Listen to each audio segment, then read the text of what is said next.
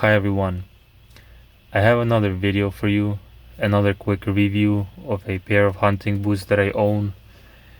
This season I had a chance to go out hunting quite a few times and I tested every pair of boots that I own. And I have a couple things to say about this particular pair of boots.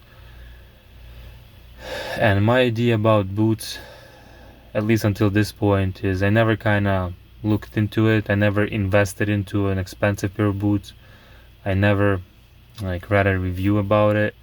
I would just pick up whatever's on sale at my Dick's Sporting Goods or at my Cabela store, probably like most of you guys, and they would just sit on the shelf and I would collect. I have like 10 or 15 pairs, and I wouldn't really put them to use. I would just, for the most part, wear them ice fishing and just like when it's snowy outside to go plow the snow in my front yard, and then use them in my backyard to go feed the livestock.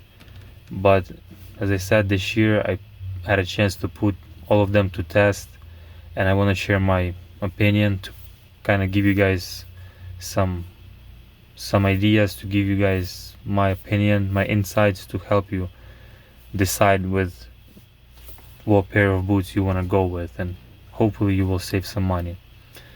So in my opinion, this particular boot, it's made by Field and Stream. Again, it's a Dick's Sporting Good model. I think it was a Buck Hunter something. I doubt they make them anymore. It was about 10 years ago.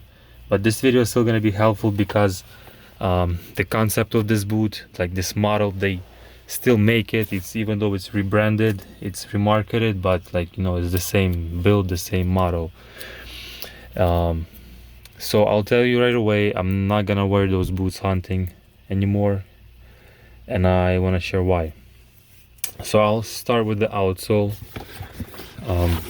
and you can see those are rubber boots, rubber lower, and hopefully you can see in the video how soft and squishy they are. And when I was walking with all my hunting gear on a rocky terrain, I could feel every sharp rock, every stick, whatever was on the floor, I could feel it with my foot. And I'll tell you that was not comfortable or funny at all, because after that day of hunting I just wanted to take them off and throw them somewhere far away and not see where they fall. So they have they have no shank. Usually they have like a metal shank on the inside. In those boots there's nothing. It's just basically a rubber outsole and that's it. You have this boot insert, but it's really soft on the bottom and it gives you absolutely zero cushioning or softness or support. So again, you can see here it's just super soft. So next, that was the first part. Next, this idea of a rubber waterproof boot and a canvas top is kind of like classic style, but in my opinion it's also it's useless. I put every possible type of waterproof cream beeswax on the canvas, and the canvas top is pretty waterproof. What kind of sucks on it is that this seam where the rubber and the canvas connects, no matter how you waterproof, it will still kind of soak because there's still that gap. And especially on a snowy day when you have snow stick to your boots and then you sit down, it kind of melts and leaks into the boot. So my socks were wet. So in my opinion, those boots, they are somewhat similar to the all-season tires. They're good.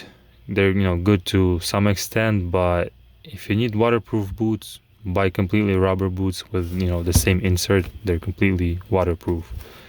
If you want dry boots, buy regular canvas boots. But like this type of semi, or I don't know how to call it, hybrid boot, it's useless because it's still gonna leak basically.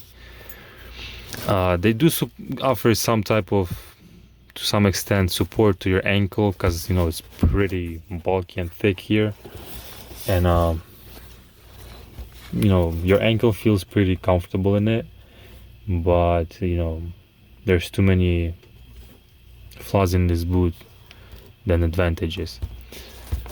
So soft outsole, leaky seam, and the third thing that kind of sucked, and I could feel it, especially on a single digits temperature, even though there's this thick warm insert, I couldn't wrap it completely around my foot, so I still had like a gap, maybe like this, maybe even more, because if you wear a wool sock. So I couldn't tighten it shut basically like this. It was still kind of open, and basically my ankle was warm, but like the front of it here, I could feel the cold, and kind of sucked as my foot were wet, cold, and hot at the same time. So, and I mean, they are bulky, but again, if those three flaws would be eliminated, I would do with it. They are a little bit bulkier than you would want them, but there's just too many flaws in them. And I tried to find this model. They don't have it for sale unless like you shop on eBay or anything, stuff like that, you secondhand. But I saw similar models by Field and Stream, by other manufacturers. So I don't know, maybe when you purchase it and try it out, look out for those flaws. If they have it fixed, maybe you can give them a try. But if you're gonna have the same thing, soft outsole, leaky seal, and then this insert is not big enough, then just look for something different. Otherwise, those boots are good just to have in your backyard if you need to do a quick run on a rainy day to your chicken coop or something like that. So that's my honest opinion. Thank you for watching. Hopefully it helped you guys. Stay tuned.